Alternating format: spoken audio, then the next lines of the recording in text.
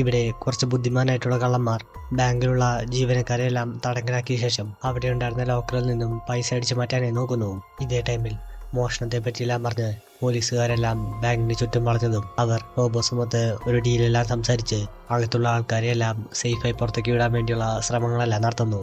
മോഷ്ടാക്കൾ അവിടെ ഉണ്ടായിരുന്ന സേഫിലെ പൈസയും സ്വർണവുമെല്ലാം ബാഗിലാക്കി കൊണ്ടിരിക്കുന്ന സമയം തടങ്കലിലുണ്ടായിരുന്ന ഒരു വ്യക്തി തനിക്ക് വാഷ്റൂം യൂസ് ചെയ്യണമെന്ന് പറഞ്ഞതും കള്ളന്മാർ ബുദ്ധിപൂർവ്വം അയാളെ ബാങ്കിൻ്റെ അകത്ത് നിന്നും പുറത്തേക്ക് പറഞ്ഞയക്കുന്നു. ഒരു വ്യക്തി ബാങ്കിൽ നിന്നും പുറത്തേക്ക് വരുന്നത് കണ്ട് പോലീസ് ഓഫീസർമാരെല്ലാം അയാളുടെ അടുത്തേക്ക് ചെന്നതും പോലീസുകാർ അയാളിൽ നിന്നും വിവരങ്ങളെല്ലാം മനസ്സിലാക്കിയെടുക്കുന്ന സമയം കൊണ്ട് അവർ പരമാവധി ഷെൽഫെല്ലാം ഓപ്പൺ ചെയ്യാനായി നോക്കുന്നു. ഇതിനിടയിൽ അവരുടെ മെഷീനെല്ലാം കംപ്ലൈൻ്റ് ആയതും ഇനി ഇവിടെ നിൽക്കുന്നത് സേഫ് അല്ല എന്ന് മനസ്സിലായിക്കൊണ്ട് റോബറി എല്ലാം സ്റ്റോപ്പ് ചെയ്ത് അവിടെ നിന്നും തിരിച്ചു പോകാനായി തീരുമാനിക്കുന്നു.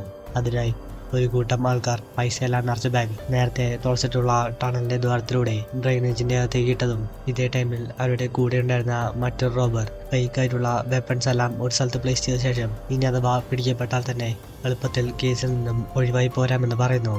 അങ്ങനെ പൈസ എല്ലാം കടത്തിയ ശേഷം അവരും ആ ദ്വാരത്തിലൂടെ പുറത്തേക്ക് കടന്ന് ഒരു ഷെൽഫ് വെച്ച് അവരുണ്ടാക്കിയ ദ്വാരമെല്ലാം മറച്ച ശേഷം ആ ഡ്രെയിനേജിലൂടെ അവിടെ നിന്നും രക്ഷപ്പെട്ടു പോകുന്നു. അകത്ത് നിന്നും ഒരു റെസ്പോൺസ് ഒന്നും കേൾക്കാത്തത് കണ്ടതും പോലീസ് ഓഫീസേഴ്സ് സ്പെഷ്യൽ ഫോഴ്സിന്റെ സഹായത്തോടെ നേരെ ബാങ്കിന്റെ അകത്തേക്ക് വന്നതും അവിടെ ഒരു റോബറിനെയും കാണാത്തത് കണ്ട് അവർക്ക് ഇത് വളരെ ആശ്ചര്യമായി തോന്നുന്നു.